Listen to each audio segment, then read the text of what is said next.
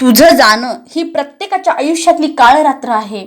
कारण जाता जाता तू खूप काही सांगून गेली आहेस, जाता जाता खूप काही मागे सोडून गेली आहेस.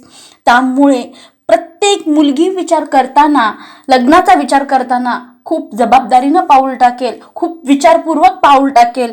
कारण जाता जाता तू खूप काही संदेश देऊन गेली आहेस. तुला विसरणं ह्या जन्मातही शक्य नाहीये. सोशल मीडियावाल्यांनी पूर्ण हे प्रकरण डोक्यातूनही काढलं असेल, पण हर एका मुलीच्या डोक्यामध्ये, मनामध्ये वैष्णवी हागवणे हा विषय कायम ज्वलंत राहील.